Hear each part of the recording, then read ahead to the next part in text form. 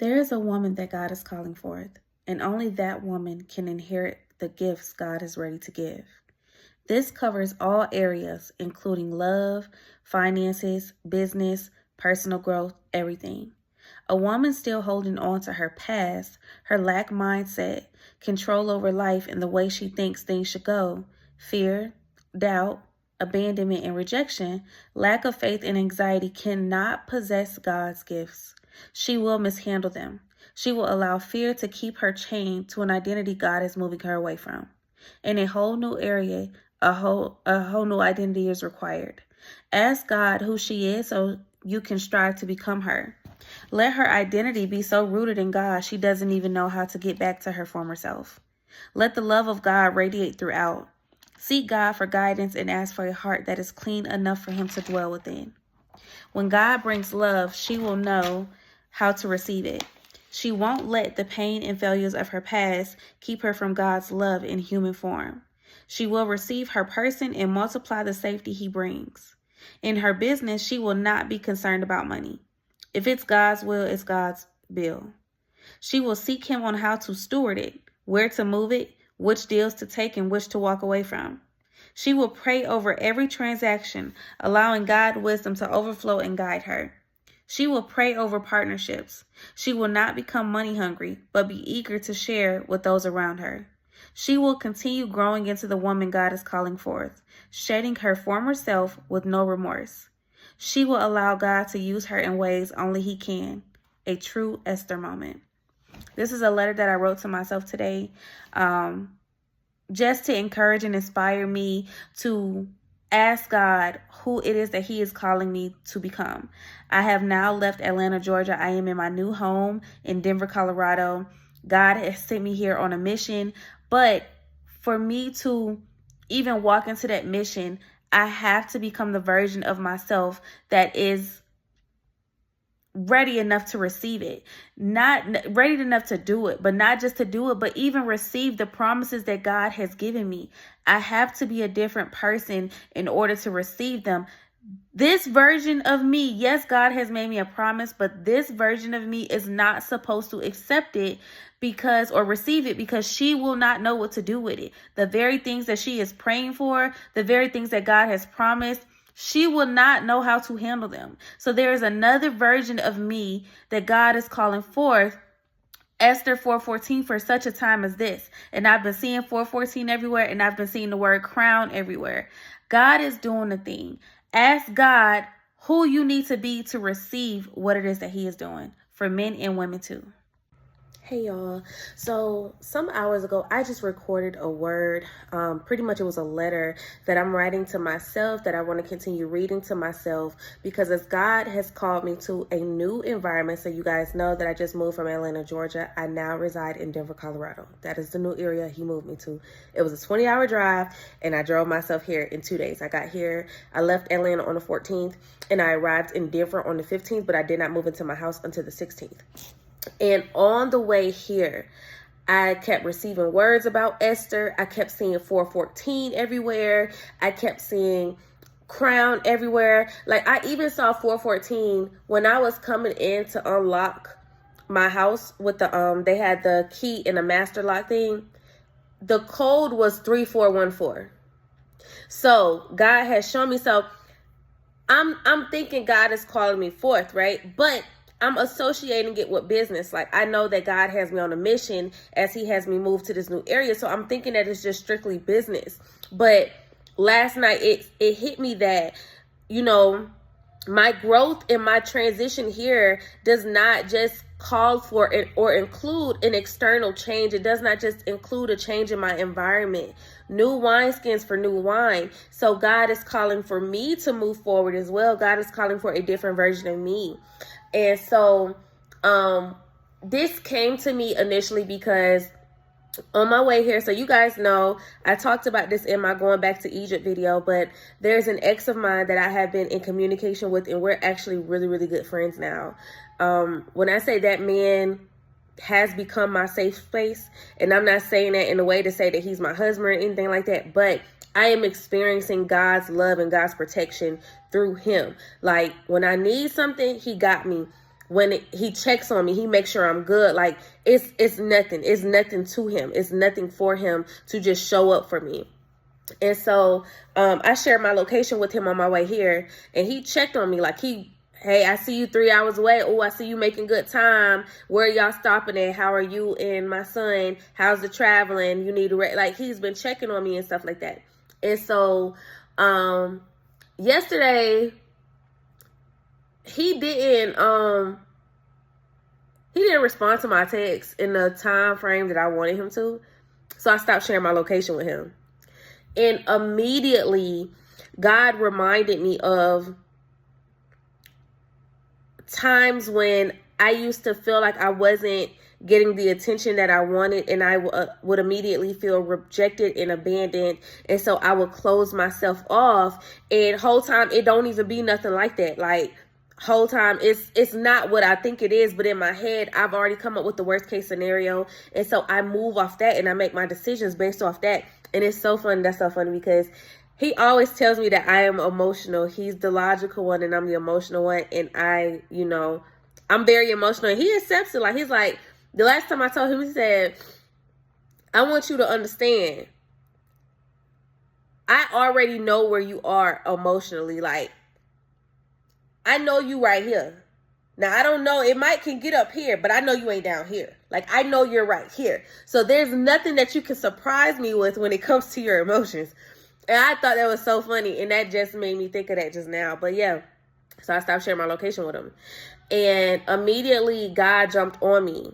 God sent me a couple different videos where it was like, this person is your safe space. And again, I'm not saying that this is my husband or anything like that, but what I'm saying is, God knows that I'm deserving of the love that I seek. Why? Because he said that I'm deserving of it. It's not because I just look at myself and say I'm deserving. God called for me to desire marriage and desire relationships and all of that. And so he knows that, my best friend, the guy he initially said was my husband, he's not ready for it. And in the time that he has not been ready and he has shown that he is not ready, I have been in a drought because I haven't had that covering. I haven't had that protection. I haven't had a safe space in a long time. And so God is bringing my ex back into my life and allowing him to be my safe space as long as I'm open to it. Again, not saying that this is my husband. I'm not saying that this is going to go any further than where it is. But what I'm saying is I can say that in this experience with him, that man has been a safe haven for me for at least the last, I'm going to say 6-7 months, but it absolutely could be more than that. Right? He has been there with me throughout this whole selling my house process. He has been there with me when I started struggling about moving to a new city with no support. Like he has been there to encourage me, to assist me and everything. So he has been that safe space. I cannot take that away from him at all. And so one of the things that I'm having to show myself and tell myself is, you are deserving of love. It does not have to come from a marriage. It does not have to come from a husband. You are going to have that. But until you have that, please find yourself worthy of receiving that love right now. And it can even be so simple as, you ever go to the grocery store and somebody help you carry your stuff. And for us women, it's difficult to do that because the men only be doing stuff like that because they want our number. And so we start feeling like we got to give them our phone numbers because they have helped us. Whole time, God is sending somebody in your life to assist you because he knows that you needed that help. And it don't have to go no further than that. They came, they helped you, they assisted you. Now they going on about their day. Right? It doesn't have to be more than that. Like, and I have to tell myself, like, see yourself as worthy of receiving that type of assistance. No, you don't have to struggle carrying 5 cases of water. If a man sees you and he says, ma'am, can I help you with that? And he helps you with it. And then he says, all right, you have a blessed day. And he goes on about your day. Please don't feel like you had to give him your phone number, or you have to go on a date with him, or you have to do this. You don't have to do that. God sees when we are in need, and he will send people to answer those prayers, those silent silent thoughts and silent struggles. He will send people to be there, right? And it don't have to go no further than that. And I know as a woman, sometimes we just don't understand that because we don't encounter a lot of those. We encounter a lot of men who only want to do things for a specific reason and to get what they want out of it. If they ain't getting nothing, they ain't doing nothing, right? So in this season, my ex has been that person. He don't want nothing from me. That man ain't getting no sex. That man ain't getting no money. He not. No matter of fact, he sends me money. When I first went through the house moving stuff, and I was so stressed, I posted on my Instagram in my notes, I really wanted a massage. That man sent me the money for a massage. He sent me the money for the massage. I did not ask him. He saw me post it up there and he sent it for me. So thank God for him being there and desiring to do that. He don't have to do that. So I say all that to say, God has been encouraging me to accept God's love that is flowing through him. God's protection that is flowing through him. Don't think too much about stuff. Relax and receive. And that's the message that he's been sending me about everything. Even when it comes to this business, y'all, I've been stressing myself so bad about this business. And God is like, relax and receive. Let me send the people to you. Instead of you going around looking for people, let me send the people to you. How about you just rest? He still wants me in a season of rest. Even though he has me on a mission, he still wants me on a season of rest because I've been so tired. I've been moving nonstop. He wants me in a season of rest, and I keep trying to break that season of rest to go do work that he's not even calling for me to do right now. And so when he's telling me that he's moving, I'm in my Esther moment.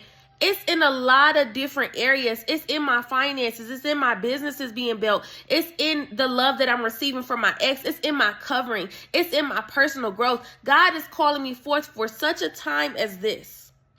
And it's in a lot of different areas. And so today, my pastor, she talked about her scripture was referenced in 2 Corinthians chapter 2, starting at verse 10 and 11, I believe. But I continued to read onward and I found this verse. So I'm going to start at verse 12. When I came to Troas to preach the gospel of Christ, even though the Lord opened the door for me. No, I wanted to read it at my phone. I'm sorry, y'all. Because I need to get this. I need y'all to hear this. This is the NLT version as well.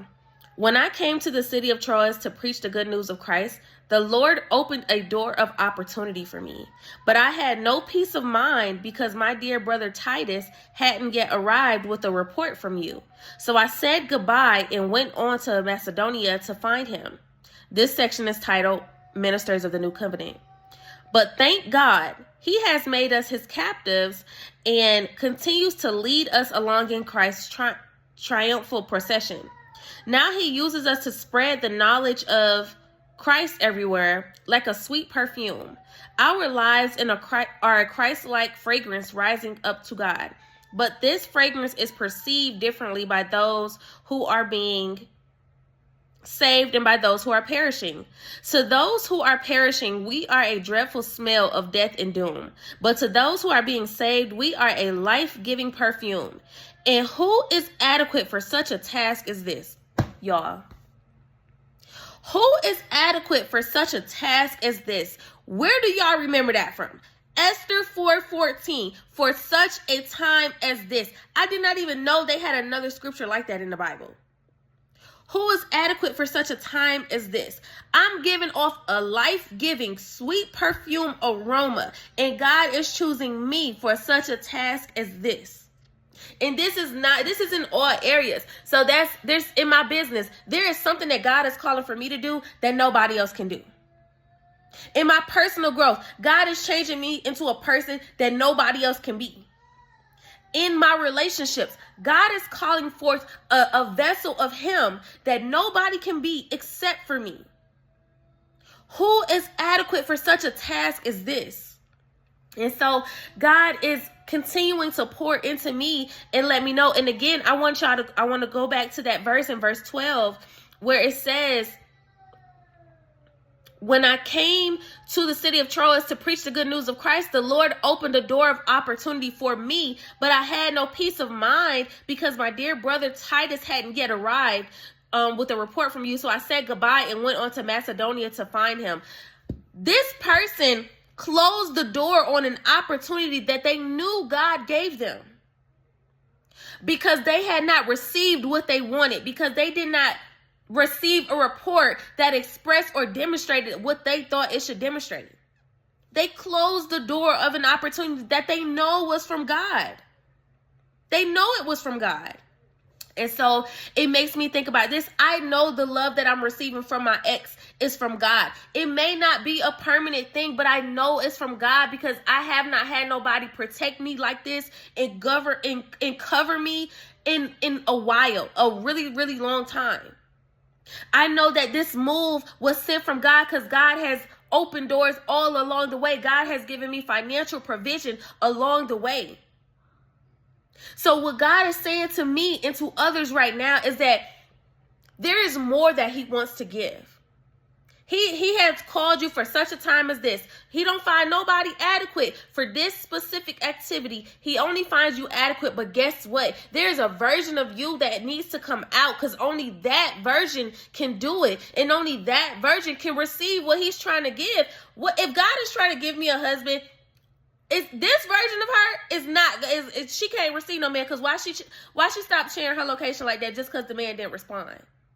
You know what I'm saying? Like, that version of me is not ready for the husband that God is trying to give me. So I need to be seeking God on how I can become the version that he is calling forth. Not the version that I used to be and not the version that I think I need to be. You got to remember, y'all, when you get into a new season in a new space, this is completely new to you. You ain't never been here before. So you got to ask God and you got to rely on God on who it is that you need to be or where it is that you need to go. You've never been here before. How can you jump in on something you've never done before and you don't seek a professional or you don't seek a mentor to help guide you? It's no different in your spiritual journey. You cannot enter a new season and just think that you can jump in and don't have no type of direction. You're going to mess everything up. And so God is saying, he is calling us for such a time as this. And there's a version of you that needs to receive that. There's a version of you that's supposed to receive that. There's a version of you that is dedicated for that task. He's calling you now because you're the person who's going to do it.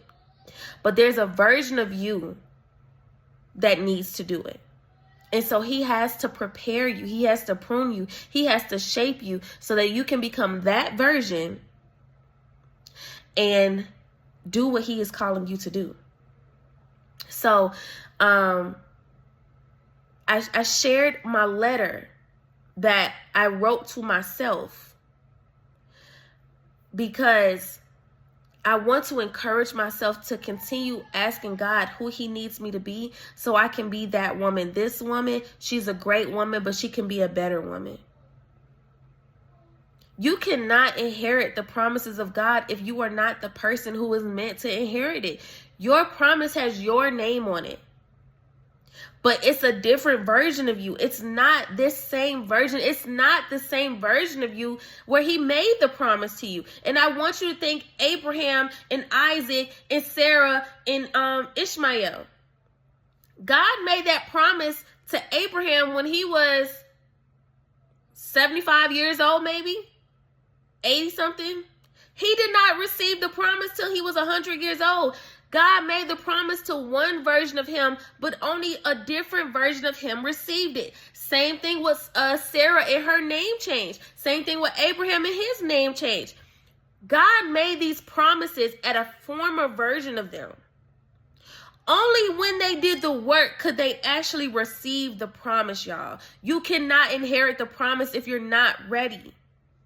Go get ready. God is calling you forth for such a time as this. Who is adequate for such a task as this? Only you. You got to get ready and you got to be ready to shed that version of yourself that can no longer exist in this new realm that God is taking you to. You got to shed it, y'all. And it's a painful process and it's a hurtful process, but it's a doable process and it's a worthy process and it's a rewarding process. So, yeah, when I saw that verse, that just tripped me out because I did not know that they had another verse like that in the Bible. But yeah, who is adequate for such a task as this?